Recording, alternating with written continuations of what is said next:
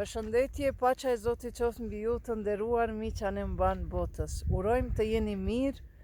Gjendemi këtu në malet e Sharit, në malet e bukura të plot fuqishmit, i cili me mrekullinë e tij ka ditur të krijojë këtë ajër, këto male, këto gjethe, këto shkëmbinje, këto gurë, të cilët të japin krenari se me të vërtet Zoti është ai i cili ka ditur të krijojë në këtë mënyrë kaq të bukur çdo pjesë të natyrës, pa pasur çiftin e vet. Çdo gur dallon nga tjetri, çdo gjethe dallon nga tjetra, çdo lisë dallon nga tjetra, pra llojshmëria e natyrës të sjell në shpirt shumë gjëra të bukura të cilat ne i ndijmë duke e lavdruar Zotin e madhëruar.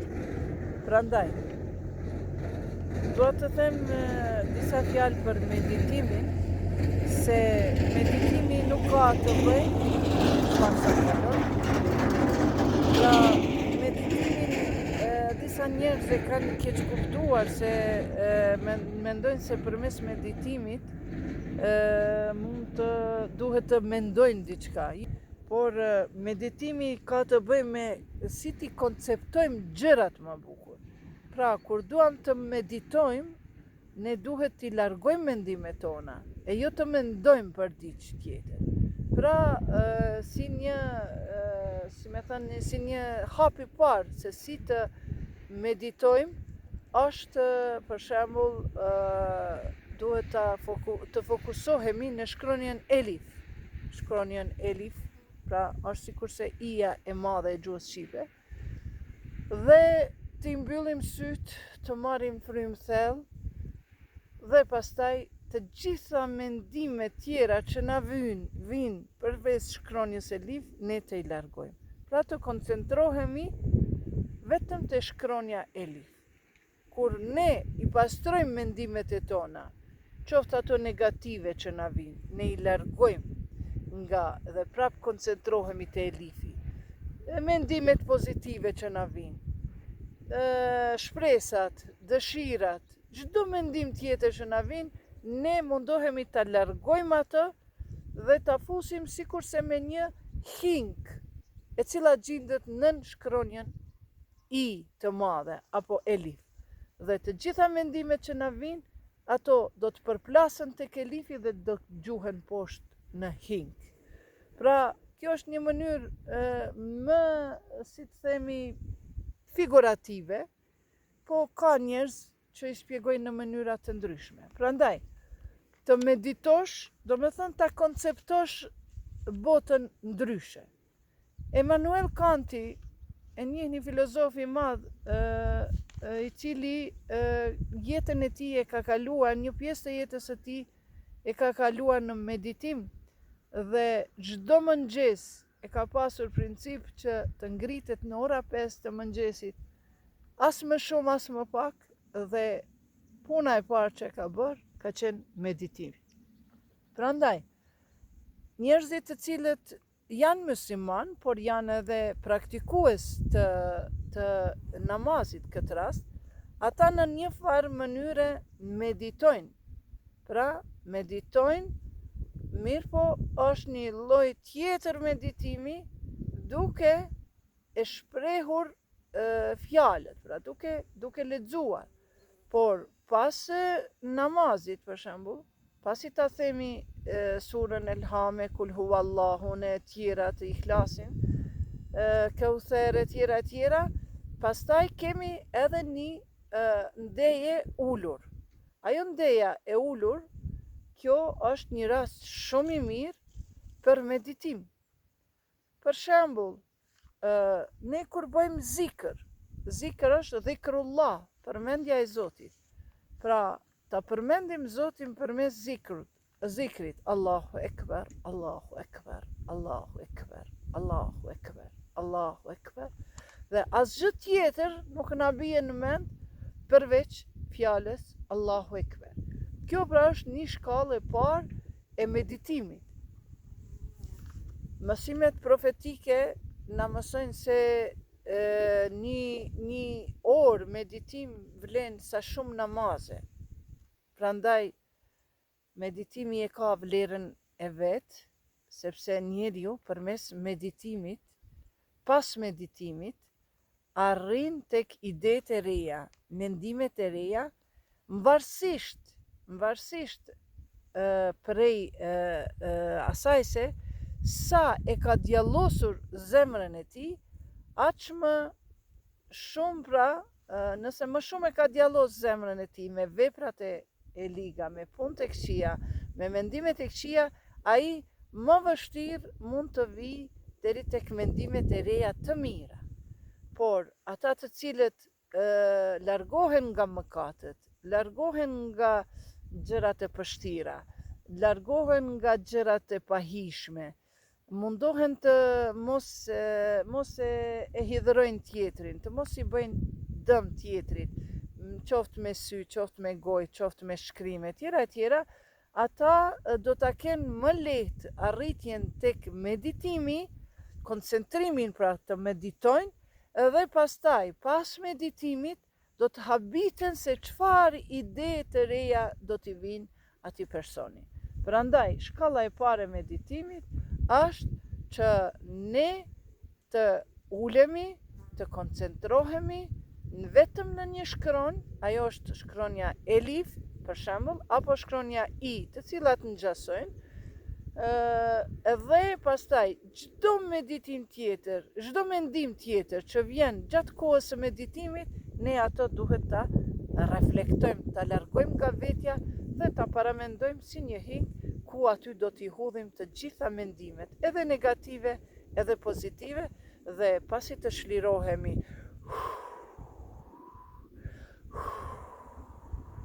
me disa frymarrje të thella, atëherë do të shohim se edhe në punë do ta kemi më lehtë, edhe në jetën e përditshme, në shtëpi ju që jeni anvise, do t'i konceptoni gjërat më ndryshe, se nuk janë njerëzit të njëjtë, nuk mendojnë njerëzit njëjtë, prandaj duhet t'i konceptosh ata ashtu siç ata mendojnë për veten, e kuptojnë veten. Mirëpo, njëkohësisht ne duhet kemi kujdes që mos të na hyjë askush në botën tonë. Pra, të krijojmë botën tonë, pa marrë parasysh a jemi në bashkëshortësi, a jemi në martesë, a jemi të pamartuar, a jemi me shoqëri, a jemi me njerëzit kolegët e tonë, të cilët kanë të drejtën e tyre të mendojnë ndryshe, të veprojnë ndryshe, por duhet pasur kujdes që askush as mos na hyjë në botën tonë, e lërë më të na dëmtojnë botën tonë të mendimit. Pse duhet të meditojmë? Shtohet pyetja, pra pse na duhet të meditojmë? Siç thash, meditimi, pas meditimit, arrim të një gjatë meditimit, arrim të një zbrazje e një energjisë negative që e kemi akumulu gjatë gjithë ditës, apo gjatë gjithë natës, gjatë 24 orëve, dhe pastaj në mëngjes, sidomos në mëngjes, meditimi është shumë i preferuar, sepse përmes meditimit ne e shijojmë jetën tonë në thellësi, duke shijuar aromën e vërtet të jetës, sepse njeriu kur dëshiron ta pi një gotë ujë, së pari duhet ta pastroj atë gotën, e pastaj ta qes ujin e pastër edhe ta pi për veten e tij. Pra, ne përmes meditimit e shijojmë thellësinë e jetës sonë. Dhe pas meditimit vim deri tek idetë, mendimet e reja. Mirëpo, kemi edhe meditime të cilat ne i kryjmë sipas praktikave islame. Duhet ta kemi parasysh se meditimi në fetë ndryshme, në popujt e ndryshëm ndryshon. Meditimi nuk është një praktikë që ka ardhur nga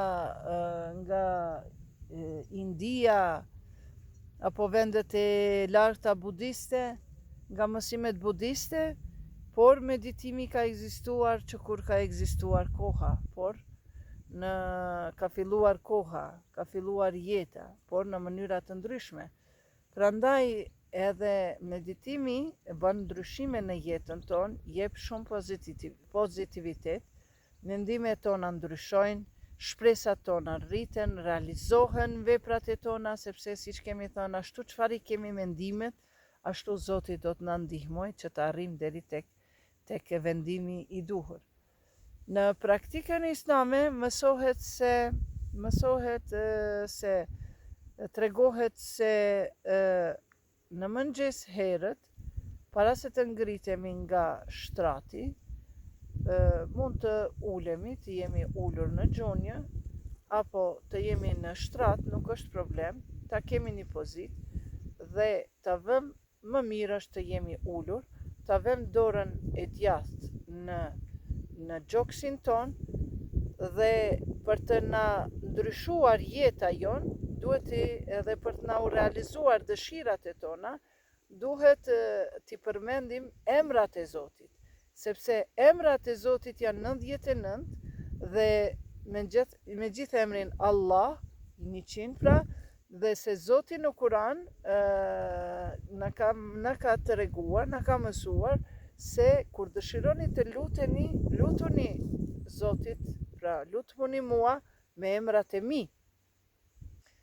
Kështu që nga mësimet profetike ne kemi të ditur se çdo person i cili ka ndonjë dëshirë, ka ndonjë mendim të mirë, ka ndonjë shpresë për më mirë, për familjen, për shoqërinë, për punën, pra çdo mëngjes duhet të ngritet para se të dal nga dusheku, pra të u kthehet dhe ta vendos dorën e djathtë në gjoks dhe të thot 3 herë Allahume salli ala Muhammed wa ali Muhammed, Allahume salli ala Muhammed wa ali Muhammed, Allahume salli ala Muhammed wa ali Muhammed, dhe pastaj ta thot 70 herë Ja Fetah, Ja Fetah, Ja Fetah, Ja Fetah, Ja Fetah, që do me thënë, o zgjidhje dhënës, pra, me t'i dhanë Zoti zgjidhje çdo problemi që e ki në jetë, apo çdo dëshire që dëshiron ti të arrin, dhe në fund, prape bëjmë me mbylljen, Allahume salli ala Muhammed wa ali Muhammed, pra, paqja, selami qoftë për mbi Muhammedin dhe familjen e Muhammedit. Pra, kjo është një lloj e meditimit, pra nuk është mendim, po është një lloj lutje si hapi parë, sepse këtu ne koncentrohemi vetëm në fjalën Ja Fetah, Ja Fetah, Ja Fetah, Ja Fetah. Dhe të gjitha mendimet, dëshirat, nevojat tona që i kemi përreth, ato koncentrohen vetëm tek Ja Fetah, që do me thonë, vetëm Zoti është ai zgjidhja jote që mund të zgjedh problemin tënd në jetën tënde të përditshme. Prandaj, meditimi nuk është mendim, po meditimi është një pastrim i shpirtit, një mbështetje, siç thënë këta modernistat, të një energji, nga se turpërohen të thonë Zoti, mbështetje tek Zoti pra, Zoti është energjia, Zoti është fryma, Zoti është i tëra, çka do që shohim këtë botë është Zoti. Prandaj, ne me përmendjen e Zotit jemi, nuk kemi asnjë mendim tjetër, asnjë dëshirë tjetër. Të gjitha i koncentrojmë në fjalën Ja Fetah, Ja Fetah, Ja Fetah, o zgjidhje dhënës, o zgjidhje dhënës, o zgjidhje dhënës, dhe të jeni të sigurt se nëse ne besojmë në ato se Zoti që na ka thënë se kur dëshironi të lutoni, lutmuni me emrat e mi. Pra, Zoti ka emrat e bukur dhe duhet të lutemi me emrat e Zotit. Duhet të besojmë, të mbështetemi në Zotin, e jo në atë energji që qenë ka ku ta di unë, vetëm për mos me ardhë tek fjala Zot, tek fjala Allah.